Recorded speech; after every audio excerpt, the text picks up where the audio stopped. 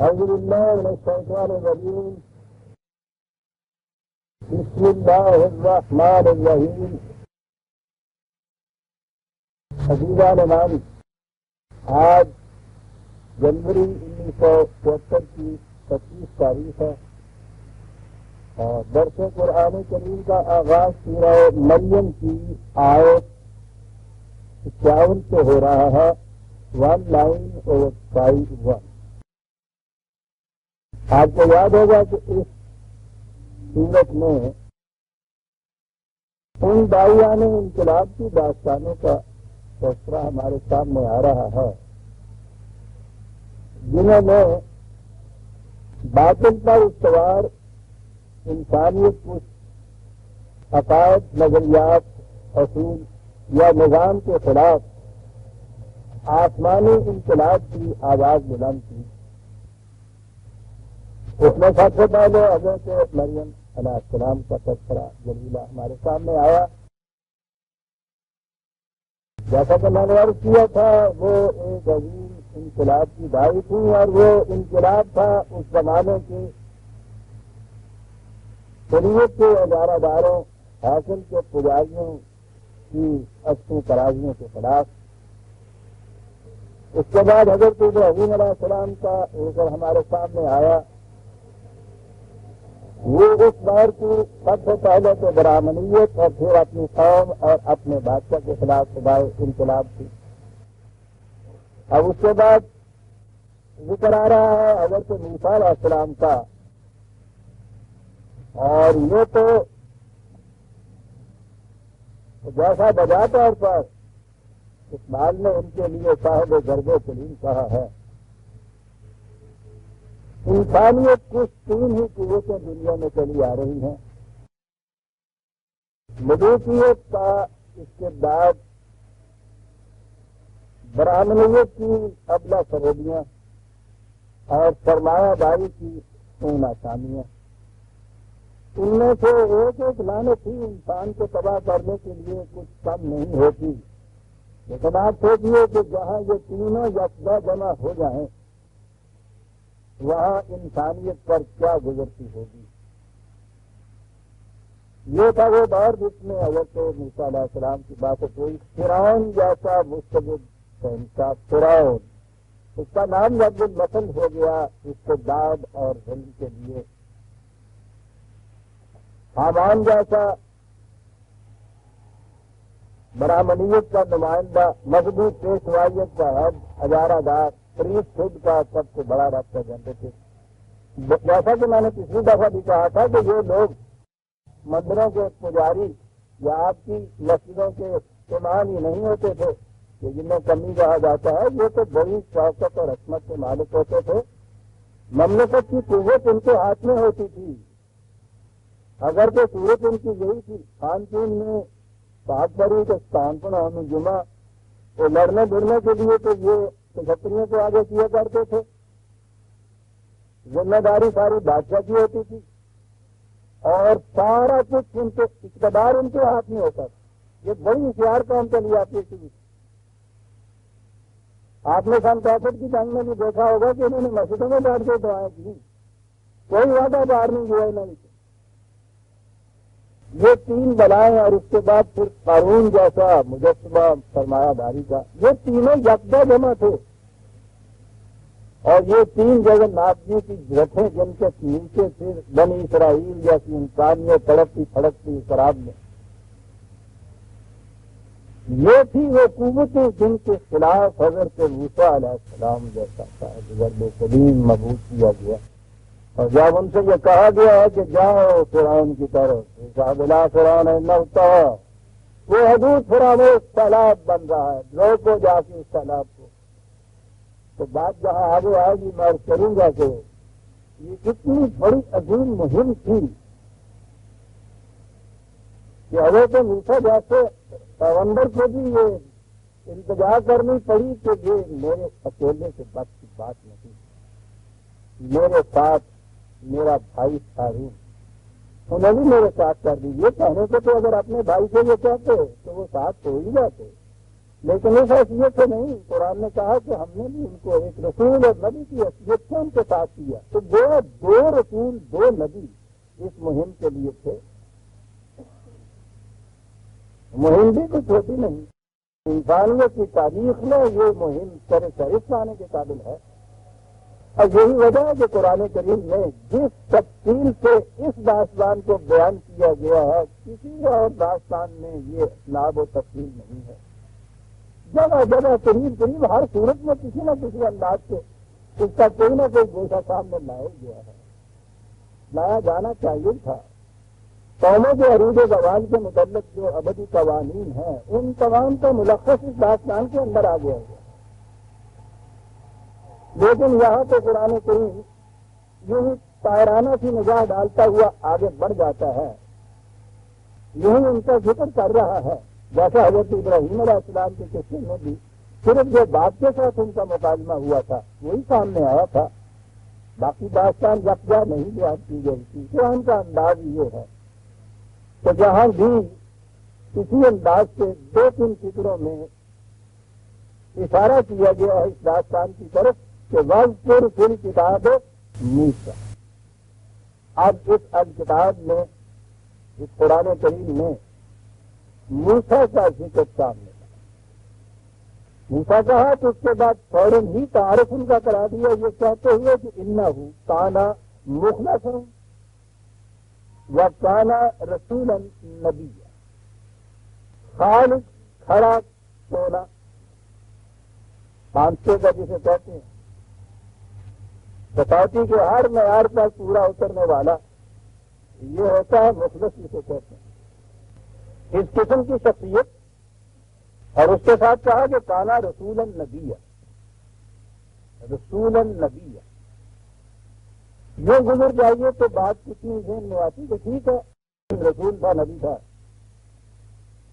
لیکن جیسا کہ میں نے عرض کیا قرآن عزیزان من، قرآن کریم کا تو کوئی ایک لفظ بھی ایسا نہیں ہے جس سے آپ یوں ہی گزر جائیں۔ جب اس نے بار بار اس میں تدبر، تعقل، تفکر سے کام لینے کا حکم دیا ہے تو اس کے تو معنی یہی ہے کہ کتاب کے تو الفاظ، اصطلاحات، پھر ان سے فکرے بنے گے، فکروں سے پھر باب بنے گا، باب کے بعد کتاب بنے گی، تو ابتداءً تو الفاظ ہی ہوتے ہیں کتاب کے جن کو غور و فکر کی ضرورت ہے، اور قرآن کریم کے تو پوچھیے نہیں۔ میں چاہتا ہوں کہ بہرحال میں تو جب ان چیزوں سے کھڑا ہوتا ہوں تو وقت میں آ جاتا ہوں، رسول النبی ہے۔ یہ دونوں لفظ کیوں ہیں؟ کیا تخصیص ہے؟ دونوں اکٹھے کیوں آ رہے ہیں؟ یہ عربی ندیم کی کتاب ہے، الفاظ وہی ہیں جو اس دور کے عرب اپنے ہاں استعمال کیا کرتے تھے۔ جب وہ عام لفظ ہوگا تو اس کے وہی معنی ہوں گے جن معنوں میں وہ لوگ اسے استعمال کرتے تھے۔ جب وہ پھر پراپر ناؤن معرفہ بن جائے گا، اصطلاح بن جائے گا، ٹرم بن جائے گی قرآن کریم کی، تو اس کے وہ مختص معنی ہو جائیں گے جو قرآن کریم نے بیان کیے۔ رسول کا لفظ عربوں کے ہاں عام میسنجر، قاصد، پیغام رساں کے لیے بولا جاتا تھا۔ اس زمانے میں بھی وہ اس لفظ کو استعمال کرتے تھے، آج بھی اسے انہی معنوں میں وہ استعمال کرتے ہیں۔ حالانکہ میں سمجھتا ہوں، میں نے ایک جگہ لکھا بھی تھا کہ اس کے بعد ہمیں احتیاط برتنی چاہیے کہ یہ لفظ اب عام معنوں میں نہ ہی استعمال کیا کریں، لیکن بہرحال ان کی تو زبان کا لفظ ہے۔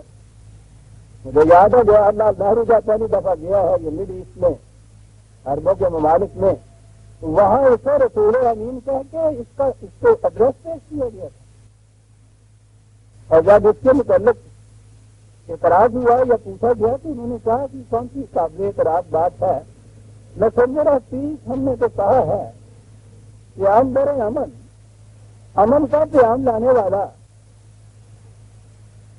ٹھیک ہے، تو ان کی زبان کے اعتبار سے یہ لفظ صحیح تھا۔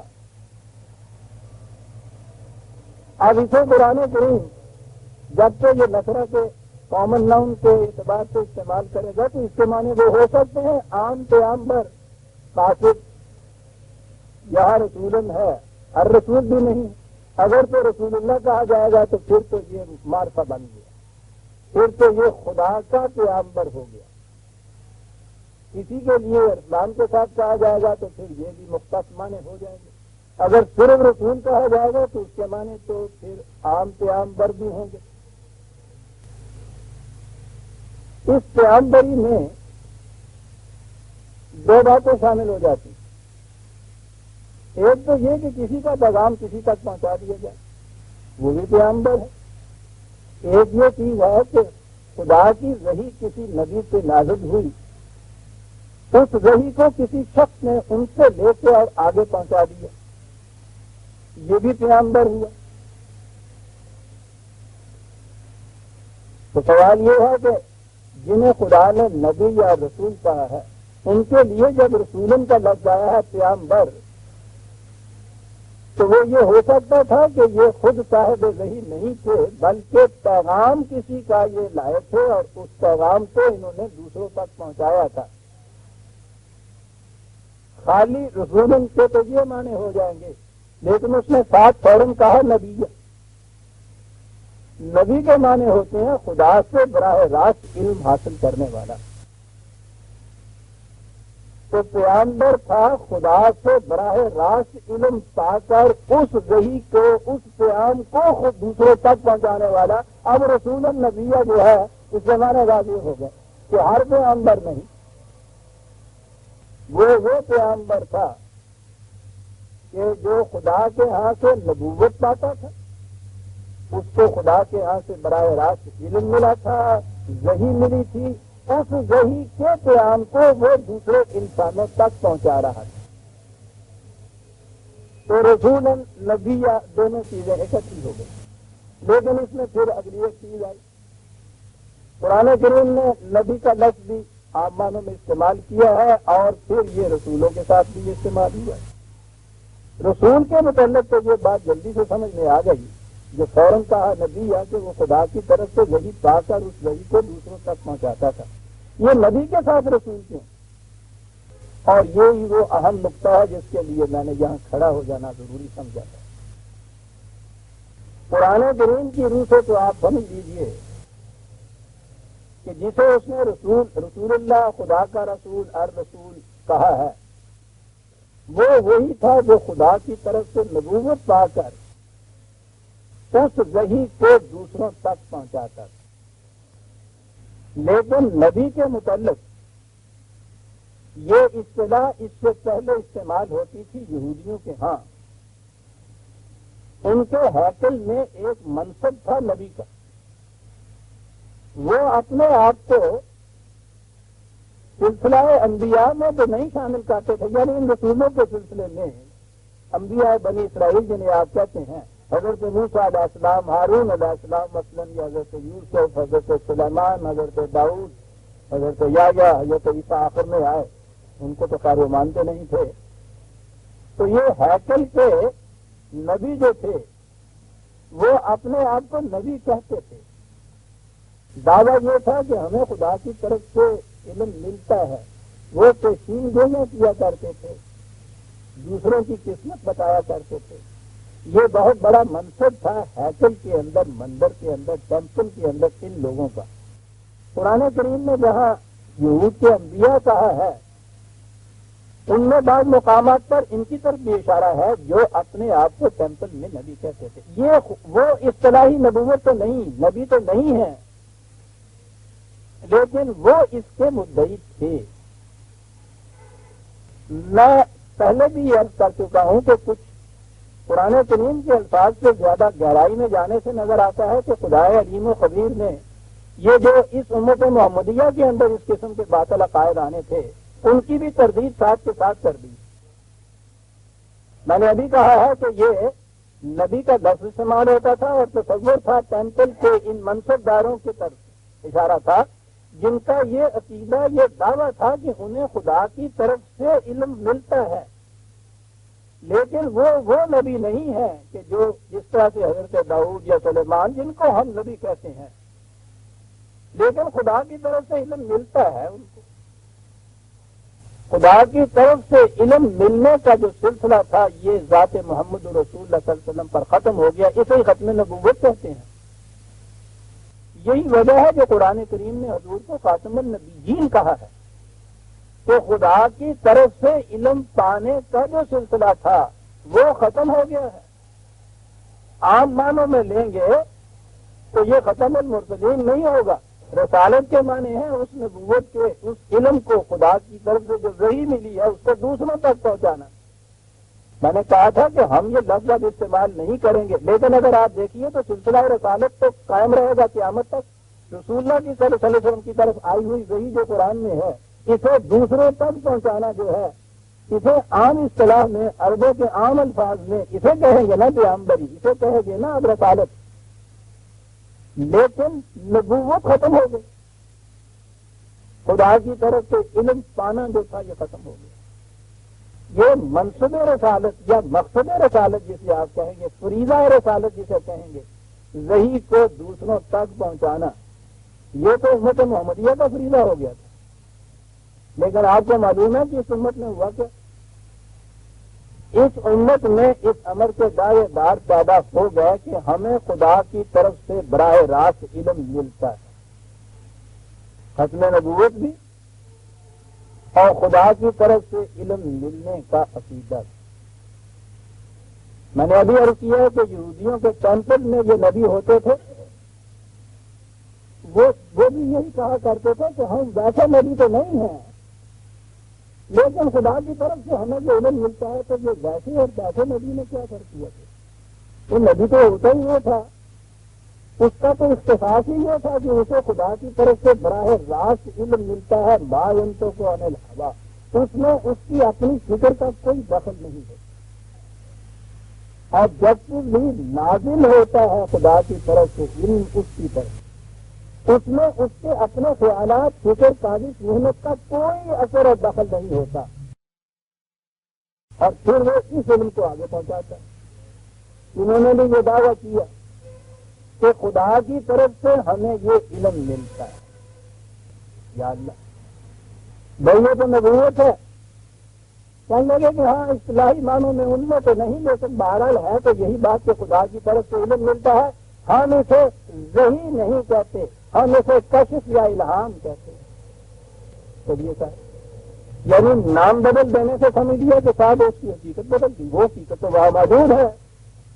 نبوت ہوتی کیا ہے؟ اس کے سوا کہ خدا کی طرف سے براہ راست علم ملتا ہے جس میں علم پانے والے کے اپنی فکر کا کوئی دخل نہیں ہوتا. یہ ڈیفینیشن ہے نبوت کی، وحی کی.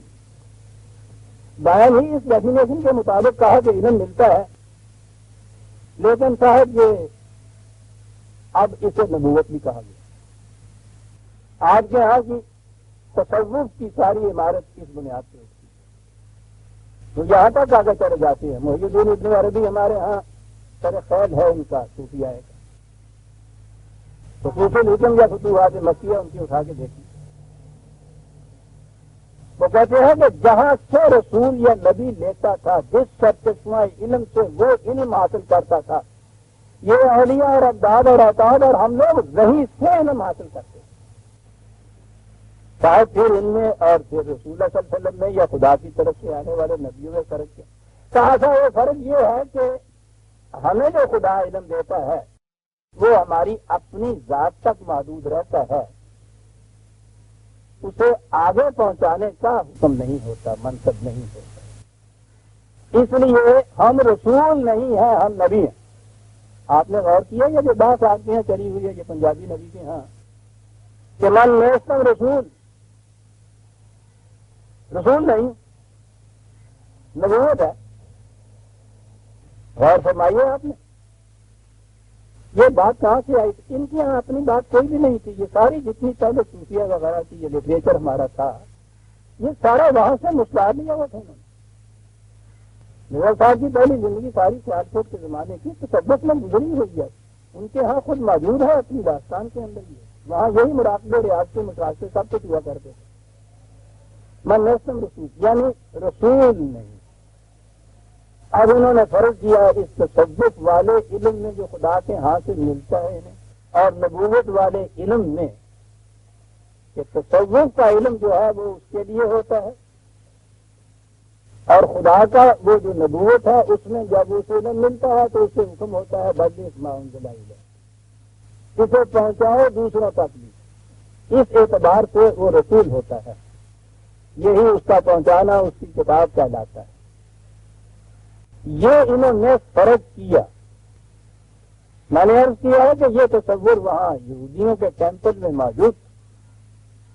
ان کے ہاں کے انبیاء کا یہی دعویٰ تھا کہ خدا کے یہاں سے علم تو ہمیں ملتا ہے، لیکن ہم اس کے لیے معمور نہیں ہیں کہ وہ علم دوسروں تک بھی پہنچائے۔ یہاں بھی آپ کے یہاں تصور میں جو علم جو ملتا ہے جو باطنی علم ہوتا ہے اور سینہ بسینہ چلتا ہے، عام نہیں کیا جاتا، اسے عام نہیں پہنچایا جاتا۔ جب ان سے کہا جائے کہ صاحب یہ ہے کیا، تو وہ کہتے ہیں کہ صاحب ذوقے ہی دادانہ دانی باخدا پانا کیسی۔ اس شراب کے نشے کا علم تو اسے ہی ہو سکتا ہے کہ خود شراب پیے، نشے کو سمجھایا نہیں کسی کو جا سکتا۔ اس نے یہ زاہد کے متعلق تو بات بڑی کھری کہہ دی کہ زاہد نہ خود پیو نہ کسی کو بلا سکو۔ کیا بات ہے تمہاری شواز تصور کی۔ شرابی خود بھی پیتا ہے اور کہتے ہیں کہ اس کو لذت اس وقت ملتی ہے جب دوسرے کو ساتھ شامل کر لیتا ہے، نہ خود بھی ہو نہ کسی کو پلا سکے۔ کیا بات ہے، بڑا لچا تھا۔ لیکن یہ وہ کہتے ہیں کہ یہ بات غلط ہے کہ نہ خود پیو، یہ تو ٹھیک ہے نہ کسی کو پلا سکے۔ یہ جو نشہ ہے ہماری شراب کا، یہ نشہ ہم کسی کو تو نہیں بتا سکتے چڑھا سکتے، لیکن یہ خود پیو والی بات غلط ہے، ہمیں یہ ملتا ہے یہ علم۔ لہذا نبوت کا دعویٰ کیا اور کہا کہ رسالت کا دعویٰ نہیں ہے۔ اور یہ بات جو تھی اب جو ان سے پوچھی گئی کہ صاحب یہ تخصیص تفریق دونوں میں کہاں سے، وہ جھٹ سے ایک روایت ایک حدیث، وہ تو ان کے لیے ایسا کھلا ہوا دروازہ تھا کہ اللہ تعالیٰ نے یہ وحی ختم کرنے کے بعد یہ خدا کی طرف سے وحی کا دروازہ تو بند کیا، انہوں نے اس کمرے میں اتنی کھڑکیاں کھول دی کہ دروازے کی ضرورت ہی نہیں رہی۔ یہ کھڑکیاں تھی یہ وہی روایات۔ ایک روایت میں کہ حضرت ابو ہریرہ رضی اللہ تعالیٰ عنہ نے فرمایا کہ رسول اللہ صلی اللہ علیہ وسلم نے مجھے 2 برتن دیے، ان کے منہ بند تھے، اوپر کپڑا لپیٹا ہوا تھا۔ یہ حضرت ابو ہریرہ وہ صحابی ہے کہ جو حضرت نبی اکرم صلی اللہ علیہ وسلم کی آخری زندگی میں ایمان لائے تھے، تقریباً کوئی 3 سال عرصہ انہوں نے پایا حضور کی حیات میں، اور تمام جتنی بھی روایتیں صحابہ سے ہوئی ہیں وہ ایک طرف رکھ دی جائیں اور ابو ہریرہ کی طرف جو روایتیں منسوب ہے وہ دوسری طرف، ان کی تعداد اس سے بھی زیادہ ہوتی۔ یعنی حضرت ابو بکر صدیق جو بچپن کے دوست یار، سب سے پہلے ایمان لانے والے، حضور کی وفات کے بعد بھی خلافت پہ آنے والے، یعنی اتنی زیادہ رفاقت، جس رفاقت کو خود خدا نے یار غار کہہ کر پکار دیا ہو قرآن کے اندر، اس سے بڑی رفاقت کیا۔ انہوں نے خود چند حدیثیں ہیں جو ان کی طرف مرضی، اور اگر تو ابو ہریرہ کی طرف چاہے سب سے زیادہ اس 3 سال کے عرصے میں ان کی طرف مرضی۔ ان کی یہ ایک روایت ہے کہ حضور نے 2 برتن مجھے دیے۔ آپ دیکھیے کہ یہ وہی روایتیں کہاں تک پہنچتی۔ ان میں سے ایک برتن تو میں نے کھول کے عام کر دیا ہے، اور یہ جو 3-4 ہزار کے قریب روایتیں ہیں وہ ایک برتن کے اندر، وہ تو میں نے کھول کے عام کر دیا۔ اگر دوسرا برتن اسی طرح سے میں عام کروں تو انہوں نے ایسے کیا کہ میرا گلا کاٹ دیا جائے۔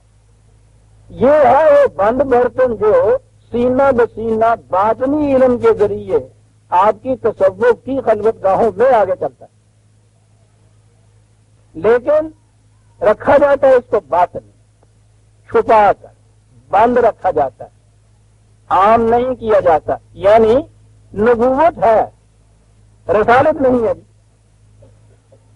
آپ نے غور فرمایا ہے کہ میں کیوں ان 2 لفظوں پہ ٹھہر گیا۔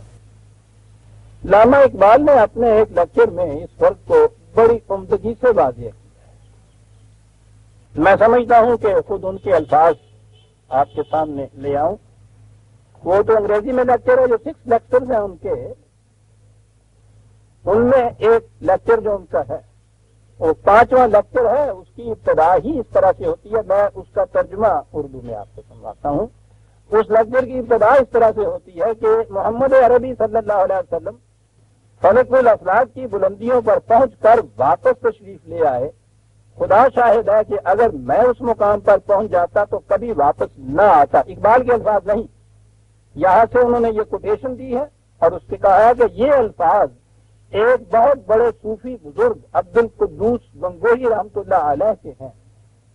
تصوف کے تمام لٹریچر میں ان جیسے اور الفاظ کا ملنا غالباً مشکل ہے جو ایک فکرے کے اندر شعور نبوت اور تصوف کے اس قدر لطیف نفسیاتی فرق کو اس طرح واضح کر دیں۔ یعنی یہ جو صوفیوں کا دعویٰ ہے اس کے متعلق انہوں نے کہا ہے کہ وہ اپنے دعوے کے متعلق انہوں نے جو شعور نبوت میں اور اپنے دعوے میں فرق جو کیا ہے، وہ اقبال کہتا ہے کہ اس سے بہتر الفاظ شاید ہمارے تصوف کے لٹریچر میں کہیں نہ ملیں جن میں انہوں نے یہ کہہ دیا ہے۔ پھر سنیے کہ کیا کہا ہے عبدالقدوس گنگوہی نے اس فرق کو بیان کرنے کے لیے کہ محمد عربی صلی اللہ علیہ وسلم فلک الافلاک کی بلندیوں پر پہنچ کر واپس تشریف لے آئے، خدا شاہد ہے کہ اگر میں اس مقام پر پہنچ جاتا تو کبھی واپس نہ آتا۔ یہ کہنے کے بعد اقبال لکھتا ہے، ایک صوفی اپنے انفرادی تجربہ کی تجرب گاہ سے واپس آنا نہیں چاہتا، اور جب واپس آتا ہے تو اس کی یہ مراجعت نوع انسانی کے لیے کچھ معنی نہیں رکھتی۔ اس کے برعکس ایک نبی کی مراجعت تخلیقی مقصد کے لیے ہوتی ہے۔ وہ آتا ہے کہ زمانے کے طوفان پر تسلط پا کر، یہ اقبال ہے، وہ آتا ہے کہ زمانے کے طوفان پر تسلط پا کر تاریخ کی قوتوں کو اپنے قابو میں لے آئے اور اس طرح مقاصد کی ایک نئی دنیا تعمیر کر دے۔ ایک صوفی کے لیے اس کے انفرادی تجربہ کی تجرب گاہ آخری مقام ہوتی ہے، لیکن ایک رسول کے دل میں اس سے زلزلہ انگیز نفسی قوتیں بیدار ہو جاتی ہیں جن کا مقصد یہ ہوتا ہے کہ وہ تمام دنیا انسانیت میں ایک انقلاب پیدا کر دیں۔ یہ آرزو کہ جو کچھ اس نے دیکھا ہے وہ ایک جیتی جاگتی دنیا کے پیکر میں متشکل ہو جائے، نبی کے دل میں پیش ہوتی ہے۔ اسی لیے ایک صاحب وحی کے تجربہ کی قدر و قیمت جانچنے کا ایک طریقہ یہ بھی ہے کہ دیکھا جائے کہ اس نے انسانیت کو جس طالب میں ڈھالا ہے وہ کیسا ہے، اور اس کے پیغام کی روح سے جس قسم کی دنیا ثقافت ابھر کر سامنے آ گئی ہے وہ کس انداز کی۔ آپ نے غور فرمایا کہ یہ فرق کیا ہے؟ جہاں تک میرا تعلق ہے میں تو اس کو تسلیم نہیں کرتا کہ ختم نبوت کے بعد خدا کی طرف سے براہ راست علم حاصل کرنے کا امکان ہے۔ ختم اگر یہ ہے تو یہ وحی ہے، اس کا نام کشف یا الہام رکھ دینے سے یہ وحی سے الگ نہیں ہو سکتا۔ یہ جو کچھ ہوتا ہے پہلے بھی عرض کر چکا ہوں، بار بار یہ چیزیں کہنی پڑتی ہیں کہ شاید بعد من نائب کیوں من مرد فقیر، یہ عرض کر دوں کہ یہ جسے خدا کی طرف سے علم کہا جاتا ہے یا اس علم کے متعلق یہ دعویٰ کیا جاتا ہے وہ انسان کی اپنی ہی بعض ریاستوں کا ول پاور کو کنسنٹریٹ کرنے کا، یہ جو چلے کشیاں ہوتی ہیں وہ ایک خاص تکنیک ہے۔ اس فنی چیز سے انسان کے اندر کچھ اپنی صلاحیتیں ہوتی ہیں، وہ صلاحیتیں مرتکب کنسنٹریٹ ہو جاتی ہیں اور وہ پھر یہ سمجھتا یہ ہے کہ یہ مجھے خدا کی طرف سے علم ملتا ہے۔ یہ جسے وجدان یا انٹیوشن آپ کہتے ہیں یہ بھی یہی چیز ہوتی ہے۔ جب وہ فکری طور پر اپنے آپ کو، اپنی فکر کو ایک نقطے پہ مرکوز کرتا ہے تو انسان کے اندر بہت سی پھیلی ہوئی قوتیں وہ مرتکز ہو جاتی ہیں۔ شاعر اسے بھی یہ سمجھتا ہے کہ صاحب یہ میری اپنی فکر کا نتیجہ نہیں ہے، یہ آمد ہے، ہوتے ہیں غیب سے یہ مضامین ہوا، غالب شریر خامہ نوائب سروش ہے۔ ان کے ہاں یہ لفظ ایک سروش ہے، وہی جبریل کی جگہ جو ایک فرشتہ انہوں نے مقرر کیا ہے۔ میوز جسے یونان والے کہتے تھے، جہاں سے میوزک کا لفظ آیا ہے، وہ ایک انہوں نے کہا ہے کہ ایک فرشتہ ہے وہ نازل ہوتا ہے۔ یہ شاعر بھی جو اپنی فکر کے متعلق یہ کہتے ہیں کہ شاید آورد نہیں ہے، آورد تو وہ ہوتا ہے جس میں اپنی ذہنی کاوشوں کو داخل ہو، اور یہ کہتے ہیں کہ نہیں صاحب اصل شعر وہ ہے جو آمد ہوتا ہے، یہ ہمیں بھی پتا نہیں کہ وہ کیسے آ جاتا ہے، وہ ایک خیال آتا ہے۔ شریر خامہ نوائے سروش، لیکن غنیمت ہے کہ یہ اسے نبوت نہیں کہتے. یہ کھلے کھلے سے دادا نوٹ ہوتے ہیں، یہ جیتے بھی ہیں دلاتے بھی ہیں. نوائے سروش وجدان انٹیوشن یہ اس سے الگ کر لیتے، وہ بھی حقیقت میں یہی ہوتا ہے. انسان کی اپنی فکری قوتیں متفق ایک نقطے پہ ہوتی ہیں، اور اس میں سے سمجھ انسان یہ لیتا ہے کہ یہ چیز میری فکری نہیں ہے. کیونکہ جب اس حالت سے یہ الگ ہوتا ہے تو پھر یہ سمجھتا ہے کہ اس قسم کے خیالات نہیں آ رہے، تو یہ اس فریب میں مبتلا ہو جاتا ہے. دانستہ نہیں، دانستہ والے تو پھر پیغمبری کا دعویٰ کرتے ہیں نا، پھر وہ کاروبار چلاتے ہیں اپنا، یہ اس میں اس ذہن میں مبتلا ہو جاتے ہیں. اور اگر اجازت دیجیے تو پھر میں کہوں کہ کلندر ہر کے گوئے دیدہ گوئے یہ اس بندہ نا عزیز کی بھی سنی سنائی باتیں نہیں ہیں، آپ بیتی سنا رہا ہوں میں. ہم بھی کبھی اس کشف الہام کے معبد ہوتے تھے، ہم بھی کبھی اس فریب میں مبتلا ہوتے تھے. معاف رکھیے گا آپ اس کو جسے میں فریب کہتا ہوں، اس وقت تو کبھی یہ نہیں کہتے تھے. خدا کی طرف سے اپنی فکری کاوشوں کے بغیر براہ راست علم ملنا یہ وحی ہے، یہ نبوت ہے، یہ ختم ہو گیا ہے سلسلہ. اس کا کچھ بھی نام آگے رکھ لیجیے، اصل کے اعتبار سے وہ وہی رہے گا اور ختم نبوت کی موت کو توڑنے کا مرادف ہوگا. اسی میں تو یہ مصیبت ڈالی اس امت کے اندر کہ ان تمام چیزوں کو ہم اس لیے برداشت کرتے چلے گئے کہ یہ تصوف ہے، یہ کشف ہے، یہ الہامات ہیں، یہ بزرگ ہیں، پہنچے ہوئے ہیں، مقرب ہیں، اولیاء ہے، یہ سارے الفاظ ہی الفاظ ہیں. اصل کے اعتبار سے یہ نبوت ہے، یہ نبی. لیکن انہوں نے فرق یہ کیا، یہ ابھی جو میں نے آپ کے سامنے اقتباس کیا ہے حضرت عبد القدوس گوگوئی رحمۃ اللہ علیہ کا، یہ صوفیہ میں بہت بڑا مقام کرتے ہیں. یہ دیوبند کے جتنے حضرات ہیں نا، بظاہر تو آپ کو نظر آئے گا کہ یہ نظر آتا ہے کہ ان کو تصوف سے کوئی تعلق نہیں، بلکہ ان کو تو ہمارے یہاں گلابی وادی کہتے ہیں. یہ جین مین ہو جاتے ہیں نا، وادی تو وہ نجد والے حدیث، تصوف والے یہ، اور یہ ان کے صورت یہ کہ یہ ایک طرف تو اس قسم کی شریعت کے بھی مدعی ہوتے ہیں، دوسری طرف یہ صوفی بھی ہوتے ہیں، یہ دات بھی لیتے ہیں، مراقبے بھی کرتے ہیں، تعویذ گنڈے بھی لکھتے ہیں. یہ سارا سلسلہ بھی ان کے یہاں ہوتا ہے، لیکن اس طرح سے صوفی نہیں اپنے آپ کو یوں کہلاتے. تو انہیں ہمارے پنجاب والے پتہ نہیں کیا دوسرے صوبوں والے بھی گلابی وادی انہیں کہا کرتے. ان گلابی وادیوں کے ہاں کا جو سلسلہ ہے حضرت مولانا عبد القدوس گنگوہی اس کے زیر فعل ہے، اور کہتے ہیں یہ ان کے یہاں کشف و کرامات اسی طرح سے سرزد ہوتی ہیں. یعنی اور جو ہے مولانا حسین احمد مدنی، ان کی زندگی میں مثلا آپ میں سے بھی کسی کو خیال نہیں آیا ہوگا کہ یہ صاحب کرامات ہے. ان کی خود نبی سوانح عمری ہے، اس میں وہ آپ دیکھیے اپنی کتنی کرامتیں بناتے ہیں وہ. لیکن تصور کھلا ہوا ہو یا اس انداز کا، وہ کہتے یہ ہیں کہ یہ علم ہمارے ہی لیے آگے پہنچانے والی بات نہیں. نبوت نہیں کہتے، کشف و الہام کہتے ہیں. فرق کرتے ہیں اس میں کہ یہ جو ہے کشف و الہام یہ ہمارے ہی لیے ہے، آگے پہنچانے کے لیے نہیں ہے. اگر یہ آپ ہی کے لیے ہے تو صاحب ہمیں اس سے کیا بات ہوا کر. وہ تو کیا گیا کہ ابن مریم ہوا کرے کوئی، ہاں ہاں میرے دکھ کی دعا کرے کوئی. ارے آپ کا یہ علم خدا بندی ہی صحیح، اگر یہ میرے دکھ کی دعا نہیں کرتا تو مجھے اس سے کیا فائدہ. میں اس بات نہیں کیوں کروں. تصور سے پوچھا تھا نا مرزا غلام احمد کے متعلق، خوب آدمی تھا یہ سر، بڑے صاف دماغ کا، بڑی شگفتہ دے دیے کہ وہ یہ دعویٰ کرتے ہیں الہام کا کشف کا سب کچھ.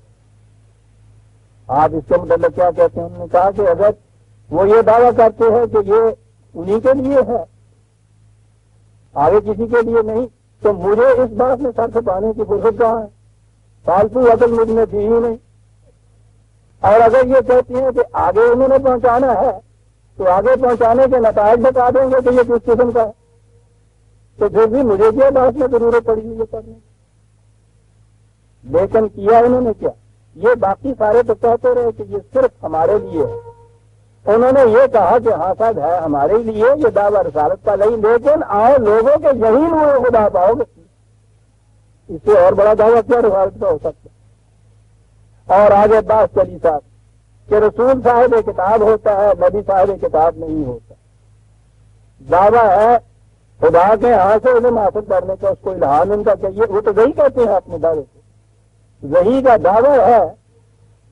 اور کیفیت یہ ہے کہ قرآن کریم کی 2 آیتیں بھی ان کے سامنے نہیں، وہ کہتے ہیں کہ رسول وہ ہوتا ہے جس کو کتاب ملتی ہے، نبی وہ ہوتا ہے جسے کتاب نہیں ملتی۔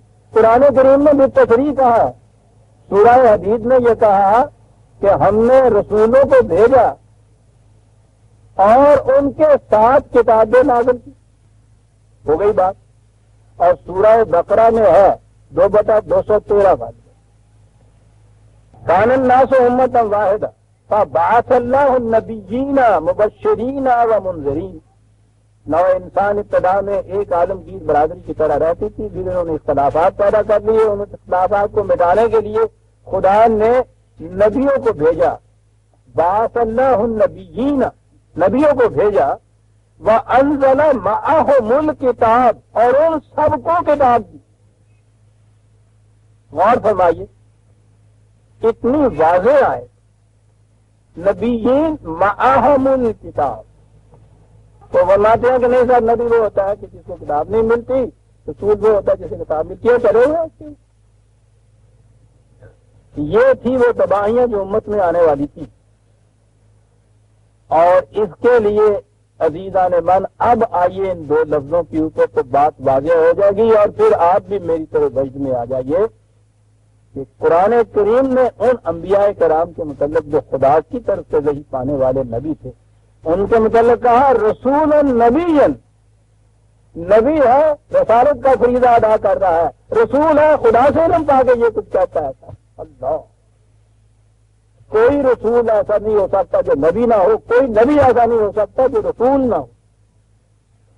اس کے لیے تو وہ جو حال ہی کے بڑے پیارے الفاظ ہیں، اگرچہ ہرا کا قصہ تو خیر بات کا ہی ہے، لیکن اس کی بنا پہ شاعری سمجھ لیجئے کہ وہاں جب علم پایا ہے نبوت کا، تو اس کے بعد وہ کہتا ہے کہ ادھر کا راست ہوئے قوم آیا اور ایک نسخہ یقینیہ ساتھ لایا، وہ نبوت یہ ہے رسالت، یہ 2 الگ الگ مناسب نہیں ہیں۔ اسے جب وہی ملتی ہے تو حکم ہوتا ہے کہ بلغ علی ما انزل الیک، یہ تیری ذات کے لیے نہیں ہے، پہنچائے اسے دوسرے انسانوں تک۔ اور اگلے الفاظ ہے کہ اگر تم نے یہ فریضہ تبلیغ ادا کیا تو تم نے رسالت کا فریضہ ادا نہیں کیا نبی۔ اور ہر رسول نبی ہوتا تھا، ہر نبی رسول ہوتا تھا، ان دونوں فرائض میں تفریق نہیں کی جا سکتی، یہ تقریب ہے امت کے اندر پیدا کرنا عقیدہ نے مانا۔ اب یہ بات آپ کے ذہن میں آئی جو میں نے عرض کیا تھا کہ قرآن کریم کے الفاظ سے یوں نہ گزر جایا، کھڑے ہونے کا یہ مقام کہ رسول النبی، اور یہ کئی اور مقامات پہ بھی ایسا آیا ہے، ان انبیاء کرام یا ان رسولوں کے متعلق جو خدا کی طرف سے آئے تھے، ان کے متعلق یہ الفاظ آئے ہیں رسول النبی کے۔ اور یہ اسی لیے ہے کہ کوئی یہ نہ دعویٰ کر دے کہ صاحب ہاں علم تو خدا کی طرف سے مجھے ملتا ہے، لیکن کہا یہ گیا ہے کہ اپنی ذات تک اسے رکھو، یاد رکھو وہ ہماری طرف سے بھیجا ہوا نبی نہیں ہے، اگر وہ نبی تھا تو وہ یہ بات نہ کہتا کہ اس کا رسول ہونا ضروری تھا۔ اور اگر کوئی دعویٰ رسالت لے کے تمہارے پاس آیا ہے تو یاد رکھو ہمارا رسول اسی صورت میں ہو سکتا ہے جب ہماری طرف سے عطا کردہ وحی کو تم تک پہنچائے، اگر وہ اس وحی کو نہیں پہنچاتا تو وہ الرسول نہیں ہو سکتا، وہ خدا کا رسول نہیں ہو سکتا، وحی کو پہنچانا ہوگا۔ اور محض وحی کو آگے پہنچانے والا جو شخص ہے، ہر شخص، ضروری نہیں کہ وہ نبی بھی ہو، کیونکہ امت محمدیہ نے تو اب یہ کرنا تھا نا، حضور کے بعد یہ وحی جو حضور کو ملی تھی وہ تو ختم ہوئی، لیکن وہ وحی تو قرآن کریم کے اندر ہے۔ اب یہ فریضہ جو تھا اس وحی کو دوسروں تک پہنچانے کا، جسے ہم تبلیغ کہتے ہیں، یہی رسول کا فریضہ رسالت تھا نا، یہ فریضہ تو امت نے ادا کرنا ہے۔ لیکن یہ امت اس فریضے کی ادائیگی کے ساتھ رسول النبیہ نہیں ہو سکے گی. آپ نے غور فرما دیا جو کچھ میں نے عرض کیا ہے. دیکھتے ہیں کتنے اہم ہیں قرآن کے. یعنی میں نے تو یہ عرض کیا تھا اسی بات میں احتیاط برتتے ہوئے کہ ہمیں یہ رسول آج لفظ بھی نہیں استعمال کرنا چاہیے، امت کا فریضہ رسالت کہنا بھی نہیں چاہیے. لیکن اگر ان معنوں میں دیا جائے تبلیغ کو رسالت کے معنی میں کہ پیغام پہنچانا دوسری طرف، تو پھر اس میں تفریق یاد رکھیے گا کہ یہ جو فریضہ رسالت ہے نبوت والا فریضہ رسالت نہیں ہے. نبوت نے جو ہمیں ذریعے خدا بندی عطا کر دی ہے اس کو دوسروں تک پہنچانے کا ہے، اسے تبلیغ ہی کہنا چاہیے. وہ ایک ہی شخصیت ہوتی تھی کہ جو نبی بھی ہوتا تھا اور رسول بھی ہوتا تھا. اور جب رسول ہوتا تھا تو وہ کہتا تھا کہ اپنی طرف سے میں کچھ نہیں کہتا، نبوت کا جو مجھے علم حاصل ہوا اسے تم تک پہنچاتا ہوں. لہذا یہ ایک ہی شخصیت رسول نبیہ ہوتی تھی. واذکر فی الکتاب موسیٰ انہ کان مخلصا وکان رسولا نبیا ونادیناہ من جانب الطور الایمن وقربناہ نجیا. کیا الفاظ ہیں، کیا انداز ہے. ہم نے اسے آواز دی پہاڑ کے ایک جانب سے. بڑی برکات کا محبت بننے والا تھا یہ پہاڑ، یعنی اس پہاڑ کو بھی ایمن کہہ دیا قرآن نے. حالانکہ وہ تو وہی پہاڑ تھا، وہی پہاڑ ہے، اس میں تو کوئی خصوصیت نہیں ہے. لیکن یہ جو چیز تھی کہ وہاں انسانیت کو زندگی عطا کرنے والے، برکات و سعادات سے نوازنے والے احکام و ہدایات ملی تھی، اس مقام کے متعلق بھی یہ کہہ دیا کہ وہ مقام بھی امن تھا. جیسے ہم مکہ کو معظمہ کہتے ہیں، وہ اسی قسم کے گھر ہیں جیسے کہ ہر بستی کے گھر ہوتے ہیں، لیکن اس کی تعظیم اس لیے ہے کہ وہ مرکز بن گیا ہے ان ہدایات خدا بندی کا. نادانا ہے آواز دی ہم نے. الفاظ میں لادا کیجیے اور پھر یہ تو میں نہیں کہتا اللہ تعالیٰ کے متعلق کے داد دیجیے، لیکن یہ ہے کہ اس کا لطف اٹھائیے. قربنا ہو نجیہ. آپ آواز دیتے ہیں ذرا اڑے ہیں نا اور اڑیا کان کی گل کہنی ہے چلی گل بھی تھی کان کی کہنی ہوں کہتے اڑیا میرے لاگے وہ دن لگانا ذرا اور ہو قرب نہ ہو. ہم نے اسے آواز ہی کہ ذرا اڑیا اس نے کہا کہ ایسی گل سنا دے گئی کرب اور کہے کے لیے نجیہ. ہم نے ایک راز کی بات تو اسے کہہ دی.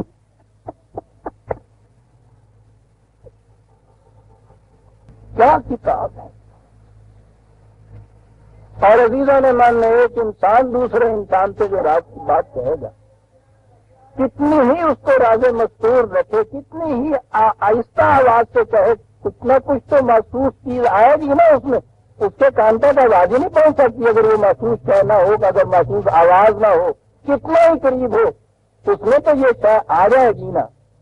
لیکن یہ راز جو تھا کہا تو یوں گیا کہ قریب آ جا، حسین انداز ہے کہنے کا. لیکن اس راز کے متعلق تو کہا یہ ہے کہ جبریل اسے قلب نبی کے اندر اتارتا تھا، محسوس بیچ میں سے سارے ذرائع نکل جاتا. اسے القاء کہا گیا ہے. قرآن نازل کرتا تھا وہ روح القدس، وہ بھی مادی پیکر نہیں. اس میں جو کمیونیکیشن کے ذرائع ہیں ان میں کوئی مادی، اور وہ سیدھا قلب نبوی میں اترتا تھا. جو اترتا تھا وہ یہ نہیں کہ یوں ہی کچھ مبہم سے خیالات ہوتے تھے، نبی پھر ان خیالات کو اپنے طور پر اپنے الفاظ میں بیان کرتا تھا. قطعاً نہیں تھا. کلام اللہ اس کو کہا گیا. اور یہاں بھی جو کہا گیا اتنا قریب کرنے والے کے کان میں کچھ کہنا جیسے کہتے ہیں کلام اللہ موسیٰ تسلیما. کلام کہا ہے لیکن کلام کے متعلق کہا یہ ہے کہ نبی کے قلب میں اس کو ڈالا جاتا تھا. تو جو براہ راست علم کسی کے دل میں ڈال دیا جائے اس میں تو محسوس ذریعہ ابلاغ کا سوال ہی پیدا نہیں ہوتا. اور جو میں نے عرض کیا ہے کہ محض یوں ہی خیالات نہیں تھے. ایک یہ بھی ہمارے یہاں مسئلہ چلا ہوا تھا، پوچھو نہیں کہ پھر یہ امت جو ہے جب ان کے سامنے عملی پروگرام نہ رہے تو پھر مسائل نظری کے اندر پھر یہ الجھ جاتے ہیں، اور اس کو بہت بڑی دین کی خدمت کہا جاتا ہے. وہ جو میں کہتا ہوں ویلی جاتے ان ویلے تو سارے ان ویلے بیٹھے تھے نا، ویلے ہو گئے تھے.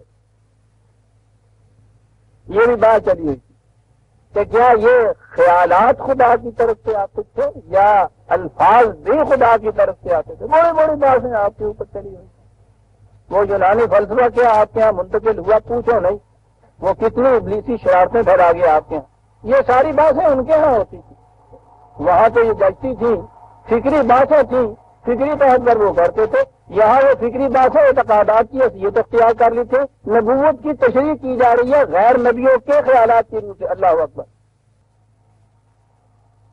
بہرحال غنیمت ہے کہ ان کا فلسفہ اس مقام تک پہنچ گیا اور انہوں نے کہہ دیا ان کے ہاں کا یہ اب مسلمہ ہی ہے کہ کوئی خیال بغیر لفظ کے انسان کے ذہن میں آ نہیں سکتا، اور کوئی لفظ اس کے زبان پہ نہیں آتا جس کے پیچھے خیال نہ ہو. تو پہلی چیز جو ہے کہ کوئی خیال بغیر لفظ کے آ ہی نہیں سکتا. بڑی بات ہے. تو اسی لیے یہ جو نبی کو علم خداوندی دیا جاتا تھا یہ بالفاظ ہی کلام اللہ تھا. اب وہاں بھی ہمارے ہاں دو قسم کی وحیاں آ گئی. پوچھو نہیں سمت کو قرآن چھوڑ کے کیا کچھ اس نے کیا. یہودیوں کے ہاں یہ عقیدہ تھا کہ وحی کی دو قسمیں ہوتی ہیں. ایک تو وہ وحی ہے کہ جو الفاظ کے ذریعے الفاظ ملتی ہے نبی کو ہی، اور اسی نبی کو وہ وحی بھی ملتی ہے جس میں الفاظ نہیں ہوتے خدا کے، خیالات ہوتے ہیں. الفاظ نبی کے اپنے ہوتے ہیں. یعنی یہ عقیدہ بہرحال ان کے ہاں تھا. ہم انہیں معذور خیال کرتے ہیں کہ ان کو یہ معلوم ہی نہیں تھا کہ خیال بغیر لفظ کے آ ہی نہیں سکتا. لیکن یہ عقیدہ تھا کہ وحی کی دو قسمیں ہو گئیں صاحب. یہ ان کے یہاں کا عقیدہ تھا. وحی جلی اور وحی خفی سے کہتے تھے. وحی مطلوب اور وحی غیر مطلوب وہ کہتے تھے اس کو. ان کے ہاں ہے وحی کے دو مختلف ذریعے. تورات الگ ہے، تالمود ان کے ہاں الگ ہے. تالمود کے متعلق ان کا عقیدہ ہے کہ یہ وہ وحی تھی جو الفاظ کے ذریعے نازل نہیں ہوئی، لیکن ہے وہ وحی. یہ خفی وحی ہے، اس کی تلاوت نہیں کی جائے گی. یہ یہودیوں کا عقیدہ ہے. ان کے ہاں وحی کی دو قسمیں ہیں. تورات الگ ہے، تالمود میں روایات ہیں. بیان ہی یہی عقیدہ آپ کے یہاں آگے. آپ کے یہاں بھی وحی کی دو قسمیں بتائی جاتی. بالفاظ ہی وہی جلی قرآن کریم کے اندر. دوسری وحی جس میں الفاظ خدا کی طرف سے نہیں آئے، الفاظ حضور کے اپنے ہیں، خیالات خدا کی طرف سے آئی، وہی کبھی. یعنی وہ ایک چیز جس کی تردید قرآن کرتا چلا آ رہا تھا. انہوں نے سابقہ کے اعتقادات کے سلسلے میں انہوں نے وہ ٹوٹے ہوئے دل کے ٹکڑے نگران عقیدت سے ایک ایک کر کے چنے اور انہیں تاکہ حرم میں سجا کے رکھ دیا. یہ آپ کے یہاں کا عقیدہ ہے. ساری بحث آپ کے یہاں جو اب حدیث کی ہوتی ہے نا اسی پہ ہوتی. اور اگلا عقیدہ یہ ہے کہ جب آپ ان دو قسموں کی وحیوں میں کہیں تضاد پائیں، یعنی یہ دوسری جو ہے خفی وحی اور وہ جلی قرآن اور حدیث میں، تو حدیث قرآن کے حکم کو منسوخ کر سکتی ہے. کہا گیا کہ جل جلالہ بابا خدا کے لیے توبہ کرو. انہوں نے دھڑلے سے یہ کہا. یہ ان کے ہاں کی تحریریں میرے پاس موجود، ہمارے ہی جواب میں یہ سب کچھ. تو علامہ عبد الوہاب ہوا کرتے تھے کراچی، انہوں نے کتاب لکھی. انہوں نے کہا کہ ایسا یہ شخص کہنے والا یہ جانتا ہی نہیں کہ بات کیا. اس نے کہا کہ ایک وحی دوسری وحی کی ہی کوئی تو منسوخ کر رہی ہے. چلیے صاحب، ایک وحی بالفاظ دی قرآن میں، دوسری وحی دی بغیر الفاظ کے نبی کو، یہ جو وحی تھی اس لیے دی کہ وہ اس وحی کو منسوخ کر دے، یعنی خدا کو اپنی وحی جو اس طرح قرآن میں دی تھی اسے خود منسوخ کرتے ہوئے تو کچھ بات کہنے کی نہیں ہے، ان کا منسوخ تو کرنی ہے، پھر کیا کیا جائے، کہنے لگے منوسی لڑنے کی کیتا جائے، رسول کی طرف وحی کر دی، اسے قرآن میں نہ لانا جی، نہیں لایا، پھر اس کے ذریعے سے قرآن کے ہمارے اس حکم کو منسوخ کر دو، ارے کیا وہ بھائی خدا ہی کرنے والا ہے نا، ہم نے کیتا ہے کر دیتا، عزیزان من میں کیا پتہ نہیں، آج تو یہ چیزیں بہرحال کفر کے فتوے لگانے کے ہیں، اللہ کرے کہ یہ محفوظ رہ جائیں ان چیزوں کے اندر، شاید آنے والا دور جو ہے وہی کھڑا ہو کے ان چیزوں سے سوچے کہ ہم کیا چاہ رہے ہیں۔ میں کہہ رہا تھا کہ کرب نہ ہو نجی لگ گیا، کیا حسین انداز ہے، ایک بات کہنی راز کی بات ہے، جو کان میں بات کہی، بات اتنی بڑی تھی کہ وہ کہاں اٹھے، سارے الہ بہت بڑا صبر آزما، ہمت طلب فریضہ ہے، اِذَا فِرْعَوْنَ إِنَّهُ طَغَوْا، فرعون ہی کم لفظ نہیں تھا، انہو طغا بھی ساتھ ہے، تلا تم خیز طغیانیاں پیدا ہو گئی ہیں اس کے دریا کے اندر، ساحلوں کو توڑ دیا اس نے، سیلاب بن گیا، جاؤ ان ساحلوں کو سوار کرو، موسیٰ اور کیا گیا، سارے الہ ساتھ ایک وزیر ہی مانگا تھا نا، بوجھ بٹانے والا، کیا لفظ کہتا ہے بوجھ بٹانے والا، دیکھیے الفاظ بھی اپنے ابتدائی معنی کہاں سے کیا رکھتے ہیں اور بعد میں کیا سے کیا بن جاتے ہیں، وزیر تھا بوجھ بٹانے والا، ساڈے ان وزیر ہو گیا ہو نبی تو رہ جائے ہوئے، وَوَهَبْنَا لَهُ مِن رَحْمَتِنَا أَخَاهُ هَارُونَ نَبِيًّا، کیا یہ مہم ہے، اتنی سی بات کیا کہی قرآن نے، یہ قصہ یہاں چھوڑ دیا کہ جاؤ اس کی تفصیل قرآن کے مختلف مقامات سے موجود پڑی ہوئی ہے، جو ان ٹکڑوں کو مسلسل یہ ایک ذرری داستان تمہارے سامنے آ جائے، عجیب داستان ہے ابھی، یہ جو آویز حضرت موسیٰ علیہ السلام اور فرعون کی یہ بنی اسرائیل کا قصہ عجیب قسم کی ایک مسلسل داستان ہے، تو ساری کشمکش کی جو پہلے دن سے ان طبقات میں اور ان مستبدانہ قوتوں میں اور ان کے نیچے کچھ نہیں ہوئی انسانیت کے اندر چلی آ رہی ہے، بڑے ہی بصیرت افروز اور حقائق کا انداز میں قرآن نے بیان کی ہوئی ہے، لیکن یہاں اتنا ہی سچا ہے، وَاذْكُرْ فِي الْكِتَابِ إِسْمَاعِیلَ، حضرت موسیٰ علیہ السلام کے متعلق بات چھیڑی تو بنی اسرائیل سامنے آئے، وہ نبی جو پوری انسانیت کو ایک عالمگیر برادری بنانے کے لیے آیا تھا، وہ دین، وہ نبی کے جس نے یہ کہہ دیا تھا اپنے باپ سے بھی کہ اگر تو خدا کے راستے سے نہیں چلتا تو میں نہ تم سے ہوں نہ تم مجھ سے ہو، وَمَنِ اتَّبَعَنِي فَهُوَ مِنِّي، یہاں تو اپنے اور بیگانے ہونے کا معیار بدل گیا، معیار نسل کا نہیں رہا، اشتراک آئیڈیالوجی کا ہو، جو وہی خداوندی میں میرا اتباع کرتا ہے وہ میرا ہے، جو یہ نہیں کرتا وہ میرا نہیں ہے،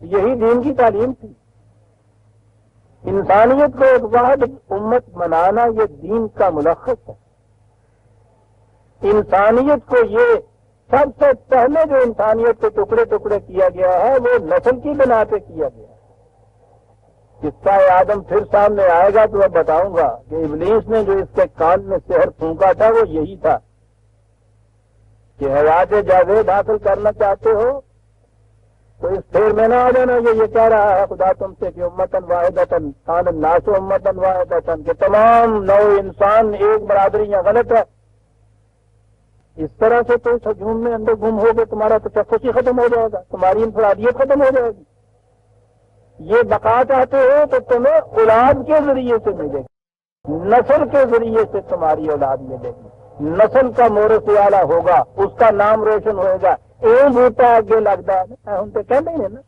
بوٹا لگ گیا، نام روشن کرتا ہے بیٹا، نور کا نام اس کا بیٹا روشن کرتا ہے، ابراہیم اپنے باپ کا نام روشن کر رہا تھا. محمد رسول اللہ صلی اللہ علیہ وسلم باپ تو نہیں تھے، چچا ابو لہب کا نام روشن کر رہے تھے. بات ہی ساری اتنی.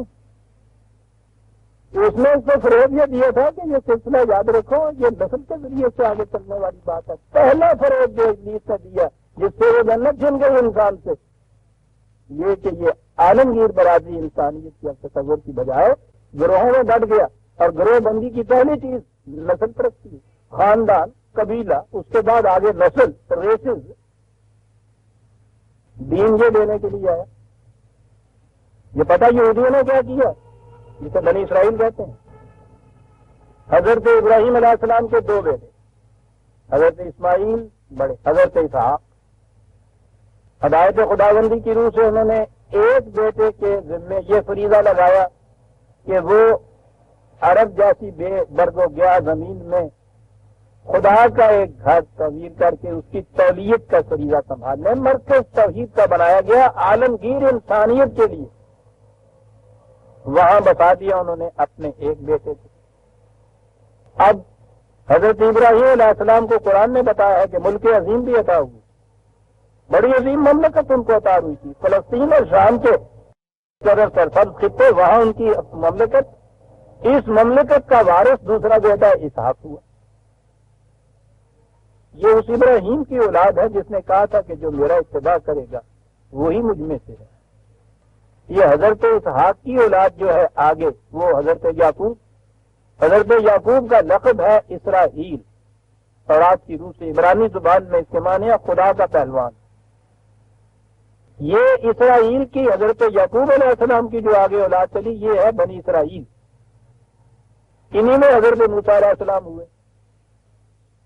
انہی کا اتباع کرنے والی یہ قوم جو یہود کہلاتی ہے بنی اسرائیل ہوئی.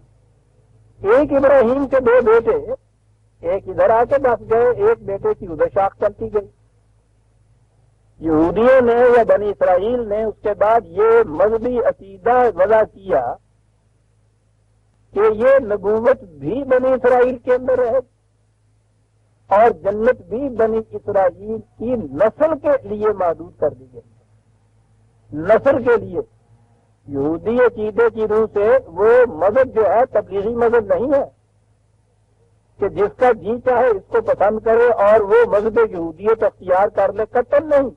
وہ صرف بنی اسرائیل کی نسل میں محدود ہے. غیر بنی اسرائیل یہودی ہو ہی نہیں سکتا. انہوں نے یہ عقیدہ وضع کر دیا.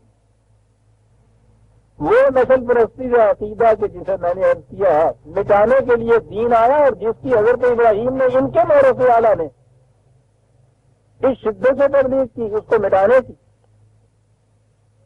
انہی کی ذریت میں بنی اسرائیل نے یہ عقیدہ اپنے حوالہ کر لیا. یہودیت نسل کی بنیاد.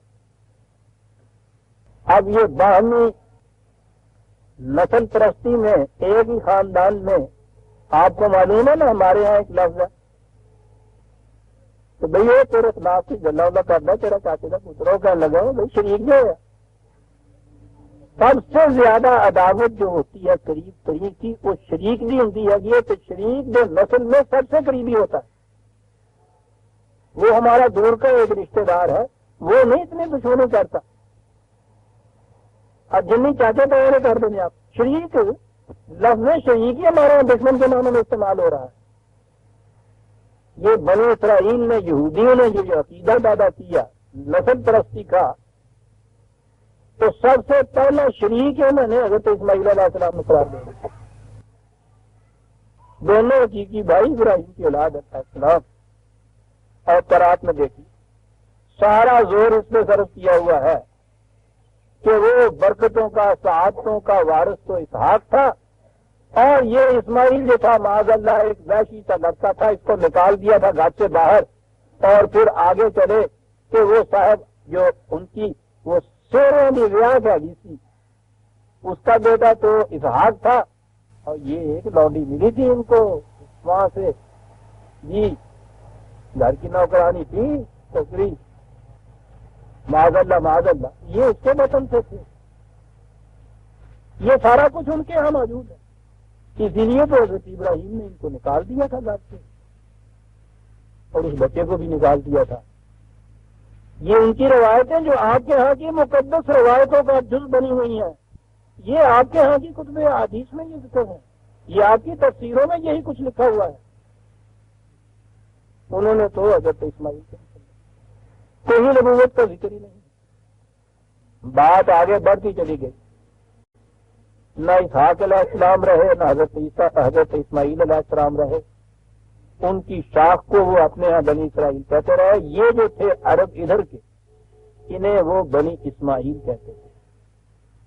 یہودی انتظار کرتے تھے ایک آنے والے مسیح۔ ہر وہ قوم جو ضعف و ناتوانی کا شکار ہو جاتی ہے، ذلتوں کے گڑھے میں گر جاتی ہے، پھر وہ کسی اٹھانے والے کا انتظار کرتی رہتی ہے۔ دنیا کے ہر مذہب میں ایک آنے والے کا انتظار ہے،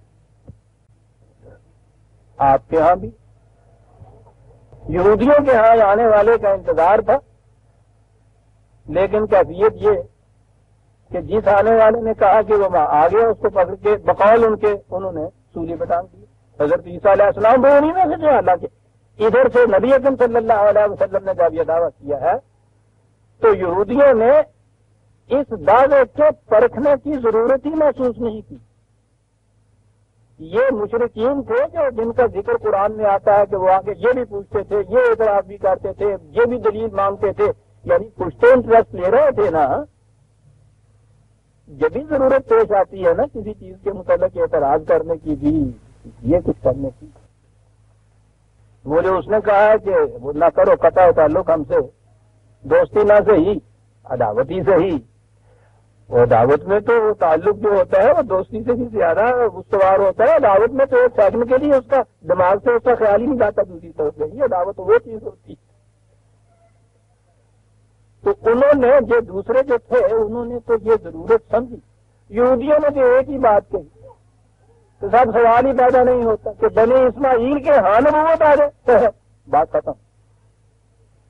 تو جب سوچنا تو ایک بار ہو رہا، تنقید کی بھی ضرورت نہ سمجھی جائے، کہا جائے وہی نسل پرستی کہ غیر بنی اسرائیل کے ہاں نبوت آ جائے، سوال ہی پیدا نہیں ہوتا۔ انہوں نے کبھی آ کے اس کے بعد تک کی ضرورت نہیں سمجھی، اور یہی وجہ ہوا کہ جیسے اس ابلیس کو دھتکار دیا گیا قیامت کے لیے، ان کو بھی وہاں سے دھتکار کے نکال دیا گیا تھا،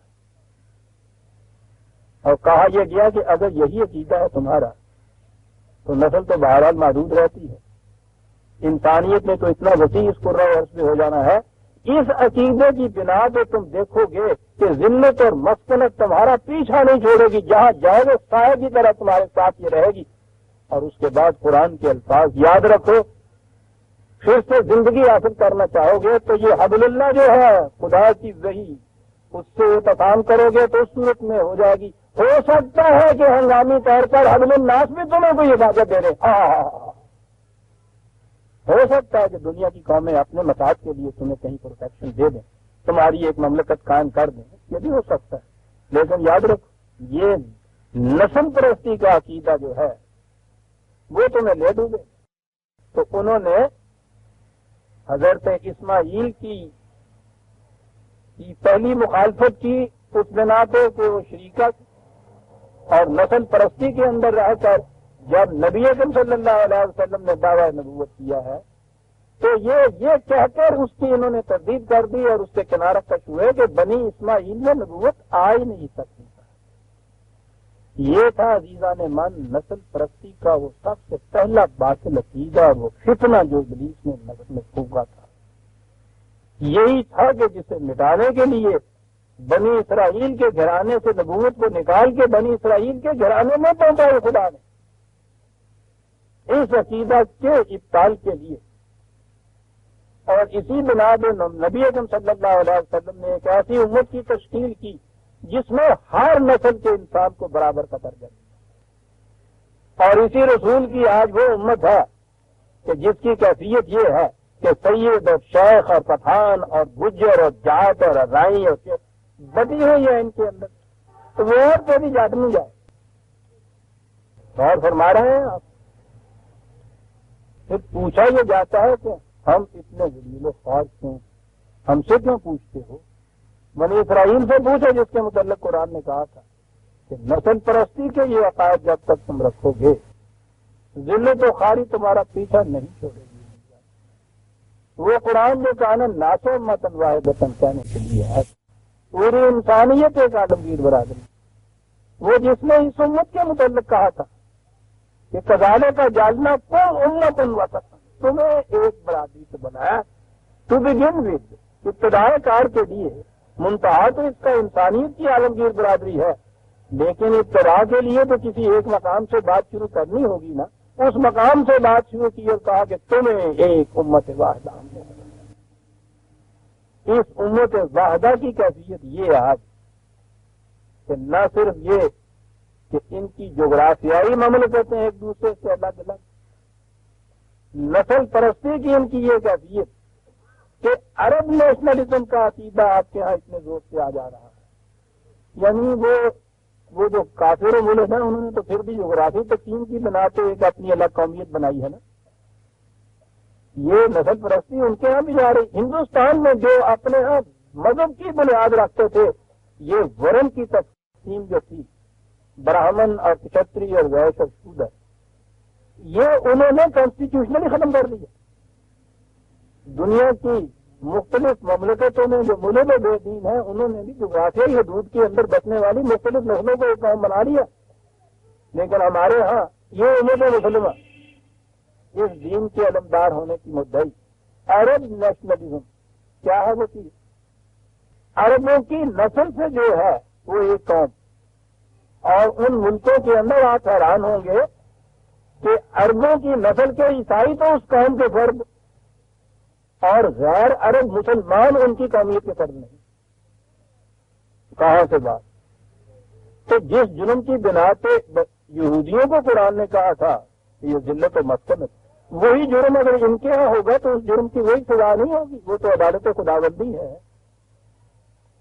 قرآن کریم نے اسماعیل کا قصہ صلی اللہ علیہ السلام ساتھ ہی اس لیے لے آیا ہے وہ حضرت موسیٰ کے بعد کہ موسیٰ کی قوم وہ بنی اسرائیل تھی، اس نے اپنے یہاں نسل پرستی کا عقیدہ وضع کیا. حالانکہ حقیقت یہ تھی کہ ہمارے نزدیک ہمارے نظام کے روح سے اسماعیل بھی اسی قسم کا نبی تھا جس قسم کا اسحاق تھا، جس قسم کا موسیٰ تھا. اس کے ساتھ قرآن نے یہ لفظ لے آئے ہیں انہ کان صادق الوعد. آپ نے دیکھا رسول کی یہ خصوصیت کتنی بڑی یہ بتائی، صادق الوعد، بات کا پکا وعدے کا سچا، جو کہا کر کے دکھایا. میں نے پہلے بھی کئی دفعہ یہ کیا کہ قرآن کے نزدیک وعدہ جو ہے اس کی بڑی اہمیت، اتنی اہمیت کہ جس کا ہم آپ یا انسان تصور نہیں کر سکتا. جہاں اس نے یہ کہا ہے کہ خدا نے یہ وعدہ کیا ہے تم سے، کان وعد ربک کا مفعولا، اگر خدا نہ کردہ یہ پورا نہ ہو تو تم خدا سے پوچھ سکتے ہو کہ وعدہ کیوں نہیں پورا کیا گیا. اللہ اکبر. یہ ہے عزیزان من وعدہ جو ہے اس کی اہمیت. بات لمبی چلی جائے گی ورنہ آپ کو میں بتاتا کہ یہ یوں ہی ایک کوئی اخلاق کا ایک نسخہ نہیں قرآن نے جو بتایا ہے. وعدے کی جو اہمیت دی گئی ہے ٹھیک ہے، ویسے تو اخلاقی چیز ہمارے یہاں مانی جاتی ہے، اخلاقی ہے نہیں. اس کی اہمیت ہم سے نہ پوچھیے. مغرب کے سب سے بڑے منکر خدا فلاسفر نیکشے، انسان کسے کہتے ہیں؟ مین کی ڈیفینیشن جسے ہم کہتے ہیں. یہ ابتدائی دور سے مفکرین اس کے متعلق کاوشیں کرتے چلے آ رہے ہیں. یونان کے مفکروں سے یہ بات شروع ہوئی. ابتدائی مفکرین نے مین از اے ریشنل اینیمل کہا ہے، تو یہ اینیمل ہی، لیکن اینیمل سے اس کا جو اختصاص کیا ہے وہ یہ کہتے کہ ریشنل صاحب شعور. تو بات لمبی ہوگی کہ پھر اس کے خلاف بات چلی تو پھر کیا ہوا؟ کوکنگ اینیمل، پکا کر کھانے والا، پکا کے دینے والی نہیں، پکا کے کھانے والا. یہ اس نے جو انہوں نے یہ پھر ایجاد کی. پھر اس کے متعلقہ ٹول میکنگ اینیمل، اوزار بنانے والا. ڈیفینیشن چلی آ رہی تھی. نقشے کی یہاں بات کون سی وقت تھوڑا رہ گیا اس لیے مختصر کرتا ہوں. سنیے عزیزان من، نقش خدا کا منکر ہے، لیکن انسانی خودی کا سب سے بڑا علم بردار ہے. وہ سب کچھ اسی کو قرار دیتا ہے. اسے پوچھا گیا کہ مین کسے کہتے ہیں، غور سے سنیے صاحب. اس نے کہا کہ مین کی اختصاص یہ ہے کہ ہی کین پرامز، وہ وعدہ کر سکتا ہے.